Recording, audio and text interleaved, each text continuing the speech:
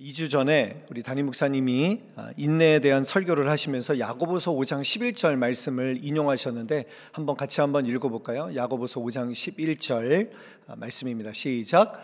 보라, 인내하는 자를 우리가 복되다 하나니 너희가 욥의 인내를 들었고 주께서 주신 결말을 보았거니와 주는 가장 자비하시고 긍휼히 여기시는 이시니라. 아멘. 자, 이 말씀을 잘 이렇게 보니까 이 욥기라는 것은 담임 목사님도 말씀하셨지만 욥의 인내를 노래하는 책이 아니다. 삶을 저주하며 하나님의 선하심을 부인했던 그 욥을 향한 하나님의 그 인내하심을 보여주는 책이 바로 욥기이다, 이렇게 말씀하셨죠. 그래서 하나님은 인자하시고 긍휼이 많으신 하나님이다. 그 하나님을 찬송하는 책이 바로 욥기라고 말씀하신 것이 제가 마음속에 좀 와닿았습니다. 여러분, 그래서 우리는 이 시간에도 하나님의 자비하시고 하나님의 긍휼하신 그 은혜를 감사하며 그 은혜에 반응하며 이 시간 예배의 자리에 나오시게 된 것이죠. 그래서 예배의 가장 중요한 요소는 무엇인가? 자비하시고 긍휼하시는 하나님을 찬송하며 감사하는 시간입니다. 여러분, 그래서 감사가 빠진 예배는 없습니다. 여성 예배도 마찬가지죠. 감사해서 나오는 거예요. 감사가 빠진 기도는 없습니다. 여러분 생각해 보세요. 하나님 감사합니다라는 그 기도가 빠지면 그게 어떻게 기도라고 할 수가 있겠습니까? 감사가 빠진 헌금은 없습니다. 감사하지 않고 어떻게 하나님 앞에 예배를 드릴 수 있어요? 세상 사람들이 아니 왜 교회는 그렇게 돈을 걷어가냐 막 이렇게 하는데, 여러분 우리는 자발적으로 하나님 앞에 드리는 거예요. 이 예물은 하나님 앞에 감사함으로 드리게 되는 것이죠. 그래서 감사가 모든 성도의 의무이고 소중한 특권이라는 것, 여러분 꼭 기억하시기를 바랍니다. 오늘 감사절을 한 주 앞두고 저 개인적으로 이제 수요 여성 예배 2년 동안의 시간을 마치면서 이 감사 설교를 할 수 있어서 참 뭉클한 은혜가 있었어요. 그래서 오늘 제목은 하나님 감사합니다. 사실 이게 저의 고백입니다. 하나님 감사합니다. 여러분, 감사합니다라는 말은 히브리어로 토다라는 말입니다. 근데 토다라는 말은 이 동사 야다에서 파생된 단어인데, 이 야다라는 말이 무엇인가를 찾아봤더니 찬양이라고 번역되어 있습니다. 그러니까 찬양과 감사는 연결되어 있는 것이죠. 우리가 잘 아는 말씀 시편 100편 4절 말씀에 보면 감사함으로 그의 문에 들어가며, 한번 읽어볼까요? 찬송함으로 그의 궁정에 들어가서 그에게 감사하며 그의 이름을 송축할지어다. 여러분, 하나님의 성전에 무엇으로 들어가요? 감사로 들어가는 거예요. 감사로, 찬양으로, 기쁨으로 하나님의 집에 들어갈 때 우리는 이런 자세로 주님 앞에 나아가야 된다는 것이죠. 자, 그런데 그 야다라는 말은 찬송이라는 말 외에 하나님의 존재를 인정한다라는 의미가 있습니다. 그래서 하나님의 존재를 인정하는 것이 찬양이고 그것이 감사입니다. 미국 사람들이 가장 많이 쓰는 단어가 뭐죠? 땡큐라는 말입니다. 여러분, 이 단어를 들을 때마다 기분이 좋지 않습니까? 저 이렇게 어디 갈 때 이렇게 문을 잡아주면 항상 그렇게 땡큐 얼마나 그 말을 듣고 싶은지 몰라요. 근데 한국 가면 제가 잡아줘도 누구도 저를 이렇게 문 잡아주는 사람도 없고 한마디도 안 하잖아요. 근데 우리는 땡큐 얼마나 감사합니까? 우리 성인이 보통 26,000개의 단어를 외우고 있다고 하는데 저는 그 중에서 가장 좋은 말은 땡큐라고 생각을 합니다. 그런데 그보다 더 좋은 말이 있어요. 땡큐 갓. 하나님 감사합니다. 하나님 감사합니다. 여러분, 이 말이 가장 좋은 말입니다. 한번 따라해 볼까요? 하나님 감사합니다. 하나님 감사합니다. 여러분, 이거입니다. 유대 속담에 감사합니다라는 말이 혀에 붙기까지는 아이에게 다른 어떤 말도 가르치지 말라. 여러분, 아이들이 감사를 몰라요. 그래서 감사부터 가르치라는 거예요. 우리 이 수요 여성 예배는 특별합니다. 갓난아기부터 나와요. 지금 우리 갓 태어난 아이도 예배를 드리고 막 아장아장 걷는 아이들도 예배를 드리고, 그리고 우리 소망의 분들도 예배를 드리시는데, 여러분 아이들한테 감사합니다라는 말부터 가르쳐야 된다는 것이죠. 그만큼 감사가 몸에 배어야 되는데, 여러분, 이 추수감사 주일만 우리가 감사하는 것이 아니라 우리 한 해 동안에 우리의 삶을 보면서 얼마나 감사가 우리 몸에 배었는가를 한번 돌아보실 수 있기를 바랍니다. 이 세브란스 병원에 가면, 연대 세브란스 병원, 신촌에 있는 병원이죠. 거기 가보면 감사 기도문이 이렇게 걸려 있어요. 여러분 보셨는지 모르겠는데 그 감사 기도문 제목이 뭔지 아세요? 하나님 감사합니다. 그래서 한번 제가 여러분 PPT를 보시면서 함께 제가 좀 읽어드리도록 하겠습니다. 거기 보시면, 하나님 때때로 병들게 하심을 감사합니다. 인간의 약함을 깨닫게 해주시기 때문입니다. 그 다음에 고독하고 외로운 것도 감사합니다. 어떻게 해요? 그것은 하나님께 가까워지는 기회가 되기 때문입니다. 일이 계획대로 안 되도록 틀어주신 것도 넘겨주시기를 바랍니다. 인간의 일이 계획대로 안 되도록 틀어주신 것도 감사합니다. 그래서 저의 교만이 깨지기 때문입니다. 돈이 떨어지고 사고 싶은 것도 마음대로 못 사게 하신 것도 감사합니다. 눈물 젖은 빵을 먹는 심정을 이해하기 때문입니다. 자식들이 공부를 기대한 만큼 안 하고 아내가 미워지고 어머니와 형제들이 짐스러워질 때도 감사합니다. 그래서 그들이 저의 우상이 되지 않기 때문입니다. 다음이요, 때로는 허물을 느끼게 하고 때로는 몸이 늙고 아프게 하심도 감사합니다. 그러므로 인하여 영원을 사모하는 마음을 가지기 때문입니다. 불의와 부정이 득세하는 세상에 태어난 것도 감사합니다. 하나님의 의를 사모하기 때문입니다. 제게 잘못하고 저를 비방하는 사람들이 있게 하심도 감사합니다. 그럴수록 더욱 겸손해지고 더욱 노력하기 때문입니다. 다음이요, 오늘 밤 잠 못 이루고 뒤척이게 하신 것도 감사합니다. 그래서 병들고 고통받는 이웃들을 위해 기도할 수 있기 때문입니다. 우리 같이 마지막에 한번 같이 읽어볼까요? 하나님, 그럼에도 불구하고 제게 감사할 수 있는 마음을 주신 것을 더욱 감사합니다. 여러분, 결국 이 감사는 무슨 감사예요? 그럼에도 불구하고의 감사입니다. 하나님의 존재를 인정하기 때문에 우리가 감사하지 못할 제목은 아무것도 없다라는 것이죠. 우리 지난 주일에 마크 쇼이 목사님 설교하시면서 시편 63편 3절, 주의 인자하심이 생명보다 나음으로, 하나님이 선하시다. 여러분 아멘 하셨죠? 내 통장 잔고가 바닥일 때도 하나님은 선하시다. 인간관계 갈등이 있어도 하나님은 선하시다. 내가 몸이 아파도 하나님은 선하시다. 사랑하는 사람과 긴 이별을 할 때도 하나님은 선하시다. 여러분 아멘이십니까? 네, 아멘 소리가 너무 작지요. 네, 지난 주일에도 그랬습니다. 정말 이런, 우리가 정말 그럼에도 불구하고의 감사를 드릴 수 있는가? 그 이유는 무엇입니까? 하나님이 선하시기 때문에 그렇습니다. 하나님의 존재를 인정하면 우리는 감사밖에 할 수 있는 게 없다라는 것이죠. 오늘 우리가 읽은 이 시편 136편은 아주 특별한 시편입니다. 하나님의 그 인자하심을 찬양하는 노래인데, 여러분 1절부터 9절까지 공통되는 문장을 보셨습니까? 하나님께 감사하라. 그리고 그 다음에 어떻게 돼요? 그 인자하심이 영원함이로다. 하나님께 감사하라 라는 말이 저희가 9절까지만 읽었지만 26절까지 나옵니다. 26번 나와요. 그리고 그 인자하심이 영원함이로다, 그 말이 또한 26번 나옵니다. 하나님이 인자하시기 때문에 우리는 감사해야 된다는 것이죠. 여러분 진짜 이렇게 하나님의 인자하심을 고백하십니까? 그 인자라는 말은 헤세드라는 말입니다. 하나님에게만 가능한 단어이죠. 자비라고도 해석하는데, 이게 이제 신약으로 넘어오면 아가페, 하나님만이 주실 수 있는 그 사랑을 의미합니다. 그러니까 하나님의 인자하심이라는 것은 하나님의 영원하신 사랑, 하나님이 우리를 그렇게 사랑하시니까 감사하라는 거예요. 여러분 추수감사절 다가오는데 우리가 하나님 앞에 드려야 될 가장 큰 제목이, 가장 큰 감사의 제목은 무엇입니까? 하나님께 감사하는 거예요. 하나님이 이렇게 우리를 사랑해 주셨기 때문에 우리가 이 자리에 올 수 있었다라는 것이 하나님께 감사의 제목입니다. 자, 그리고 이제 4절부터 9절까지는 창조주 하나님이 하신 일들을 조목조목 나열하면서 하나님께 감사하라고 시편 기자는 우리에게 요청하고 있습니다. 여러분 이 세상 만물을 보시면 하나님의 성품이 담겨져 있는 거예요. 하나님의 그 손길을 보면서 우리는 하나님이 얼마나 우리를 사랑하시는가를 느낄 수 있게 된다는 것입니다.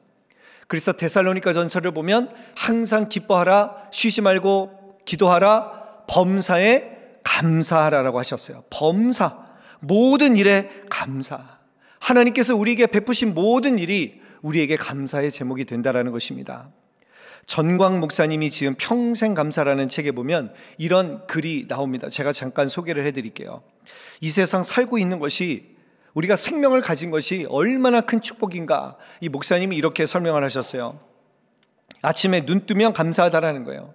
내 눈으로 만물을 볼 수 있고, 내 코로 신선한 공기를 마시고, 내 귀로 아름다운 소리를 듣고, 내 입으로 내 생각을 자유롭게 표현할 수 있는 것, 이게 감사 제목이라는 거예요. 그러니까 여러분 한번 생각해 보세요. 우리가 정말 하나님이 우리에게 살게 해주시는 것, 이것만 해도 여러분 감사한 것인가? 사람의 심장은 하루에 10만 번 뛴다고 합니다. 몸속의 혈액은 하루에 2억 7천만 킬로미터를 달린다고 합니다. 하루에 숨쉬는 횟수는 2만 3천 번이라고 합니다. 사람이 일부러 수고를 해서 막 심장이 뛰게 하고 혈액이 달리는 것이 아니에요. 여러분, 저절로 이렇게 몸이 작동되는 게 얼마나 감사한 것입니까? 우리의 폐는 알아서 쉬지 않고 호흡하고 있습니다. 이 모든 것에 조금만 차질만 생겨도 우리는 아플 수밖에 없는데 얼마나 감사한 일입니까? 또 이렇게 말씀하셨어요. 전기값을 한번 따져본 일이 있는가? 그래서 따져봤는데 저희 집 전기값이 얼마나 비싼지 몰라요. 지난번에 한국 갔다 왔는데 한 달 동안 비 왔는데도 전기값이 왜 그렇게 많이 나왔는지 제가 그렇게 좀 불평을 했는데, 그런데 이 목사님 이렇게 쓰셨어요. 365일 하루도 쉬지 않고 쓰고 있는 햇빛값을 하나님께서 요금으로 청구하신다고 한다면 여러분, 그 돈을 얼마나 내야 될까? 그 사용료를 감당할 수 있는 사람이 없다라는 거예요. 여러분, 지금 집에 전기가 들어온다면 전기의 혜택 없이 사는 20억 명보다 나은 삶을 살고 있다라고 말씀하셨어요. 또 집에 식수시설이 있다면 아무 물이나 마시는 10억이 넘는 사람들보다 감사할 제목이 있다. 하루 한 끼라도 음식을 먹을 수 있다면 8억 명의 영양실조로 고통하는 사람들보다 감사할 사람이다. 한 번도 전쟁의 위험이나 수용소에 갇혀보거나 고문의 고통이나 굶주림의 쓰라림을 경험해보지 않았다면 5억 명의 사람들보다 나은 삶을 살아가고 있다는 것이다. 은행에 조금이라도 잔고가 있다면 이 세상의 8% 안에 드는 부자라고 합니다. 지금 이 글을 읽고 글을 읽을 줄 모르는 이 세상의 20억의 사람들보다 더 감사할 이유가 있다. 우리가 글을 읽을 수 있는 것만도 20억 명보다 나은 삶을 살아가고 있다는 것이죠. 여러분, 그래서 우리가 감사할 수 있어야 돼요. 하나님께서 우리에게 이렇게 놀라운 은혜를 주셨다는 것을 여러분 한번 헤아려 보실 수 있기를 바랍니다. 감사하다라는 말은 헬라어로 유카리스타라는 말입니다. 이 말을 이제 풀이하면 유라는 말은 좋다라는 뜻이고 카리스라는 뜻은 은혜라는 뜻입니다. 좋은 은혜. 근데 이 말을 동사로 풀어보게 되면 어떻게 되는가? 깊이 생각한다, think라는 말이죠. 그래서 여러분, 우리가 감사하다는 말은 thank you라고 하는데, 그런데 이 말에서 think, 이 생각하다라는 말이 포함되어 있다라는 말입니다. 그래서 감사하기 위해서는 우리는 생각해 봐야 된다라는 거예요.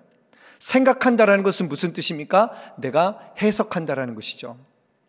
인간의 뇌에는 불평엽이라는 게 있답니다. 그래서 심리학자 이 롤프 데겐이라는 분이 발견했는데, 외측 수강이라고 불리는 부분인데, 이 부분이 우리의 도파민을 억제한다라는 거예요. 그래서 불평할 때는 이 부분이 작동하게 되고 지나치게 활성화되면 우울증에 빠지게 된다라는 기사를 보게 되었는데, 여러분 어떻습니까? 여러분들은 불평을 어떻게 억제하고 얼마나 또 불평하고 살아가시는지 한번 여러분 생각해 보셨으면 좋겠습니다. 행복은 혼자 오지 않는다. 2020년에 나온 책인데, 독일 의사가 쓴 책인데, 이 책에 보면 불평하는 뇌를 어떻게 억제하는가, 이 부분이 이제 나와서 제가 여러분들에게 소개를 하려고 하는데, 첫 번째로 점검하라는 거예요. 내가 불평할 때 쓰는 말들을 한번 기록해 보라는 거예요. 내가 어떤 말들을 쓰고 있는가. 두 번째는 분류하라는 거죠. 불평하는 말을 한번 사용 빈도에 따라서 한번 분류해 보라. 그 다음에 세 번째는 이제 불평이 뭔지를 내가 알았잖아요. 내가 불평하는 말이 어떤 말이구나 라는 것을 여러분들이 기록했기 때문에 이제 그런 단어가, 그런 말들이 여러분들이 생각날 때마다 한번 무시해 보라는 거예요. 좋지 않은 사람을 피해가는 것처럼, 지난주에 담임 목사님 그러셨잖아요. 1부 예배 마음에 안 드는 사람이 예배 나오면 2부 예배 드리시고, 2부 예배 그러면 이런 분들이 있잖아요. 우리의 그게 본성이잖아요. 근데 그 불평하는 말을 한번 내가 의도적으로 내가 이 말은 좀 피해야 되겠다라고 생각하고 그 생각이 튀어나올 때마다 한번 무시해 보라는 거예요. 그 다음에 네 번째는 순위를 매겨보라는 거예요. 불평, 불만에 순위를 매겨보라. 제일 많이 쓰는 불평이 뭔가? 세상은 왜 맨날 이렇지? 세상은 불공평해. 이러면서 여러분들이 쓰는 불공평의 그 말들을 한번 이렇게 순위를 매겨보게 되면 여러분들이 그것을 인지하게 되는 것이기 때문에 내 머릿속에서, 내 마음속에서 여러분 그것들을 안 하려고 이렇게 여러분들이 하다 보면 그 불평을 억제할 수 있게 된다. 이렇게 이제 그 독일 의사가 글을 써 놓았습니다. 그래서 불평하지 않는 것도 훈련이 필요하다. 저는 그 말이 참 제게 와닿았습니다. 여러분 마찬가지입니다. 감사도 훈련이 필요한 거예요. 그래서 감사하기 위해서는 생각해 보라는 거예요. 여러분, 인간에게는 다른 사람들이 잘 안 되면 고소해야 하는 고약한 감정이 있다고 합니다. 그래서 사촌이 땅을 사면 배가 아프죠. 근데 정반대의 고귀한 감정도 있다라는 거예요. 남이 잘 되면 기뻐하고 칭찬하고 존경하고 감사하는 그런 훌륭한 감정들이 우리 안에도 있다라는 거예요. 근데 이것은 어떻게 우리가 표현할 수 있는가? 이것을 어떻게 우리가 입 밖에 낼 수 있는가? 이거 훈련을 통해서 끄집어낼 수 있다라는 거예요. 감사에도 훈련이 필요하다. 근데 목사님들은 훈련이 되셔가지고 목사님들은 성도들이 잘 되면 그렇게 기뻐요. 그래서 여러분 자랑하시려면 목사님한테 와서 자랑하시면 돼요. 성도들한테 자랑하지 않으시고 목사한테 와서 자랑하시면 목사는 정말 그게 너무 기뻐요. 정말 아이 사진을 보여주면 뭐 돈 주고 손주 사진 해야 되는데 저는 신방할 때마다 사진 보여달라고 해요. 이게 얼마나 감사한 일인지 모릅니다. 그러니까 우리 안에 그런 좋은 감정들을 우리가 훈련으로 끄집어낼 수 있다는 거예요. 무엇보다 하나님에게서 감사를 찾는 훈련이 필요하다라는 거예요. 특별히 오늘 말씀을 보면서 하나님의 변함없는 그 영원한 사랑, 내가 자격이 없는 사람인데 하나님이 어떻게 이렇게 나에게 큰 은혜를 주시는가? 여러분, 그것을 우리가 매일마다 말씀 묵상을 통해서 하나님의 그 영원하신 사랑을 우리가 계속 기억하면서 감사하면서 그 감정들을 우리가 끄집어낼 수 있어야 된다는 것입니다. 어떤 학생에게 선생님이 질문을 하셨어요. 얘야, 개미를 3등분하면 답이 뭐냐?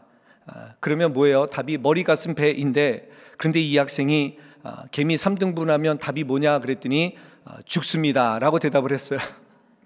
옆집 아줌마가 떡을 주면 뭐라고 해야 되니? 감사합니다 라고 하면 되잖아요. 근데 옆집 아줌마가 떡을 주면 뭐라고 하니? 그랬더니 이 학생은 뭐 이런 걸 다 이렇게 얘기했다라는 거예요. 아빠 엄마가 널 왜 사랑하니? 뭐라고 해야 돼요? 근데 이 학생이 그러게 말입니다. 아빠 엄마가 널 왜 사랑하니? 그러게 말입니다. 모른다라는 거예요. 하나님이 왜 우리를 사랑하시는가? 여러분, 하나님이 왜 우리를 사랑해요? 그러게 말입니다. 이유를 몰라요. 하나님이 나를 왜 이렇게 사랑하시는가? 진짜 이유를 모르지 않습니까? 그래서 여러분, 어떤 상황 속에서도 하나님 감사합니다, 하나님 감사합니다, 여러분 이 표현을 잊지 않으시기를 간절히 바랍니다. 이게 아예 입에 붙어버려야 돼요. 제가 어제 초대교회 이제 새벽 설교를 마쳤어요. 이제 새벽기도 초대교회 이제 새벽 설교를 마쳤는데 그 전날 우리 목사님들이 KPM 수련회 한다고 저 롱아일랜드 갔다가 이제 저는 새벽 설교를 해야 되니까 밤 11시에 이제 집에 들어왔거든요. 그런데 아침에 딱 새벽 기도를 나오는데 하나님 감사합니다. 야, 우리 목사님들은 수련회 하고 있는데 제가 대신 이렇게 새벽 설교할 수 있어서 감사하고 또 마지막 설교라고 생각하니까 더 뭉클한 은혜가 있는데, 여러분 목사들은요 이 새벽 기도에 내가 혹시라도 설교인데 늦으면 어떡하나라고 하는 그런 불안감이 있어요.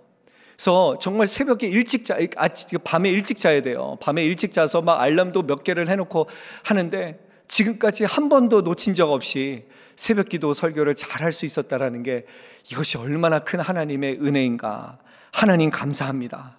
하나님 감사합니다. 여러분 어떻습니까? 우리가 감사할 것이 얼마나 많은지 보세요. 그 행복은 혼자 오지 않는다, 그 책에 보면 감사에 대한 내용이 또 하나 나오는데 여러분들에게 제가 설명을 드릴게요.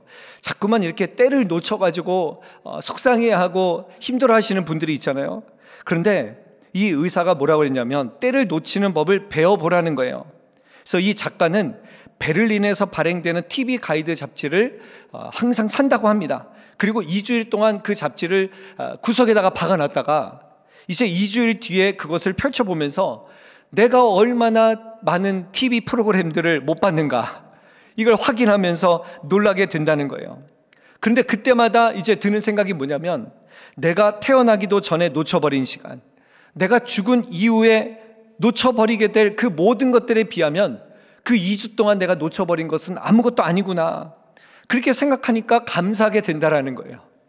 그러니까 여러분, 우리가 지금만 생각하니까 내가 놓쳐버리는 것, 그런 것들에 대해서 우리가 후회가 되고 우리가 낙심하게 되지만, 그러나 우리가 미래를 생각하면서 내가 지금 누리고 있는 것이 이만큼 감사한 거구나 라고 생각하면 감사하지 못할 사람이 없다라는 것이죠.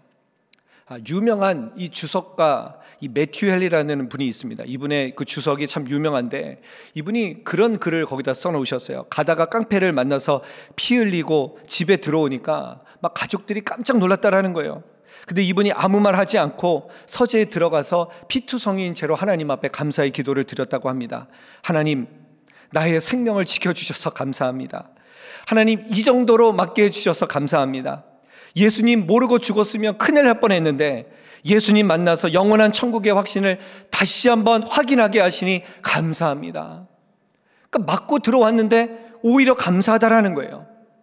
여러분, 이것이 바로 감사의 방법입니다. 감사의 조건만 찾는 거예요. 불평의 조건을 찾으면 한도 끝도 없지만, 그러나 감사의 조건을 찾는다고 한다면 그 상황 속에서 우리가 감사의 조건을 찾을 수 있다라고 저는 그렇게 믿습니다.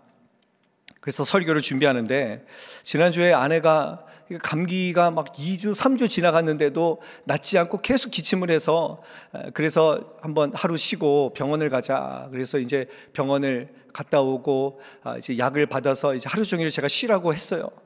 그런데 또 쉰다고 또 조금 괜찮아지니까 아이들 좀 픽업한다고 아이가 그 클러스터에 있는 플라자에 갔는데, 그 추운 날씨니까 그걸 좀 데리고 애를 온다고, 그리고 나갔다가 거기서 티켓을 한 장 끊어온 거예요. 거기서 앞에 있는 차가 너무 막 이렇게 정치하고 있으니까 피해 간다고 피해 갔다가 부주의한 운전이라고 티켓을 받아온 거예요. 야, 제가 그걸 받는 순간 화가 나더라고요. 아니, 내가 쉬라고 그렇게 얘기를 했는데 애들을 그거를 그냥 걸어오라고 하면 되지, 그걸 왜 그렇게 했느냐, 정말 얘기를 하면서, 또 경찰이 티켓을 준다고, 또 경찰이 되게 친절하게 얘기를 했다고, 또 그걸 또 감사함으로 또 받아온 거예요. 아니, 거기서 이걸 좀 물어보지, 이거 제발 포인트라도 좀 안 하도록 뭐 이러면서 좀 이렇게 얘기를 하고 좀 이렇게 해야 되는데 왜 그걸 가만히 받고 오느냐, 한번 답답한 마음이 들었어요. 근데 지난주에 제가 그때 한참 이 수요 설교를 준비하고 있었을 때거든요.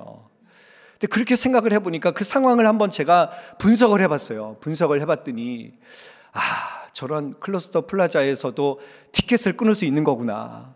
나도 저기서 저렇게 차를 이렇게 피해서 간 적도 많았고, 거기 라인도 무시하고 이렇게 간 적도 많았고, 그런데 그동안 내가 안 걸린 것만 해도 너무 감사할 제목이구나.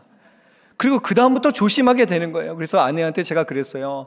이걸로 우리 이제 조심하자. 앞으로 우리 운전하는데 이런 플라자 같은 데서도 파킹할 때도 정말 조심해야 되는구나. 감사의 제목을 생각하니까 여러분, 감사는 끝이 없는 거예요. 여러분, 그렇지 않습니까? 혹시라도 지금 감사할 제목이 없는 분 있으세요? 생각해 보세요. 생각해 보세요. 내가 아침에 일어나는 것부터 해서 이 모든 것 하나하나 우리가 감사하지 못할 제목이 어디 있겠습니까? 하나님 감사합니다. 이제 마지막 이제 말씀을 여러분들에게 드리려고 하는데, 2년 동안 수요 여성 예배를 섬기면서 제가 한마디 할 수 있다면 그게 뭘까라고 생각을 했는데, 하나님 감사합니다, 이 고백입니다. 정말 여러분, 목회자가 이 수요 여성 예배에 섬기는 게 쉽지가 않습니다. 왜냐하면 다른 사역들은 똑같이 감당해야 되면서 이 여성 예배를 하기 위해서는 말씀을 준비하려면 월요일부터 준비를 해야 되기 때문에 쉬운 일이 아니에요. 그래서 우리 다음부터 이제 우리 여성 예배 오시는 우리 최지상 목사님 여러분 귀하게 여겨주시기를 바랍니다. 정말 이 사역이 쉽지가 않은데 그런데 하다 보니까 하나님께서 귀한 동역자들을 붙여주시고 저를 채찍질해 주시기도 하면서 지금까지 온 거 보니까 아까 제가 찬양을 하는데 엊그저께 수요 여성 예배를 시작한 것 같더라고요. 2년이 어떻게 지났는지 모르도록 하나님께서 이렇게 신실하게 인도해 주신 것이 참 감사하다라는 생각이 들었습니다. 그래서 저는 여성 예배를 하면서 이 사역이 나의 가장 중요한 사역이다라고 하나님께서 그런 마음을 주셔서 여러분들과 함께 이 부족한 종의 말씀을 나눌 수 있었던 것이 하나님께 정말 무한 감사하다라는 생각이 들었습니다. 특별히 우리 동역자분들에게 감사를 드립니다. 왜 나만 이렇게 섬겨야 되나? 막 보이지 않는 저 방송실에서 주방팀에서 조장님으로 찬양팀으로 또 더위와 추위를 견뎌가면서 저 안내 서시는 분들을 보면서 다 제가 해야 되는 사역인데 그렇지 않습니까? 목회자가 해야 되는 사역인데 이런 것들을 감당해 주시는 우리 집사님들, 우리 권사님들 덕분에 이렇게 귀한 사역을 감당할 수 있었구나라는 생각이 들었습니다. 그래서 여러분 진심으로 감사드립니다. 여러분들이 아니었으면 제가 이 자리에 서 있을 수 없다라는 생각이 드니까 정말 이 설교를 준비하면서 저에게 참 하나님께서 주시는 기쁨과 감사가 얼마나 큰 것인가를 느끼게 되었습니다. 특별히 이번 추수감사주의를 보내면서 여러분 하나님 감사합니다. 이 기도 제목을 한번 여러분 써보셨으면 좋겠어요. 하나님 감사합니다. 이번 다음 주 이제 저희가 수요 여성 예배가 없으니까 여러분 한번 집에 가셔서 하나님 감사합니다. 이 기도 제목을 써보시면서 내가 얼마나 기도하고 감사해야 될 제목이 많은가라는 것을 여러분 기억하시면서 늘 우리 삶 속에 그럼에도 불구하고의 감사가 넘쳐나시는 저와 여러분들의 삶이 되시기를 주님의 이름으로 간절히 축원합니다. 아멘.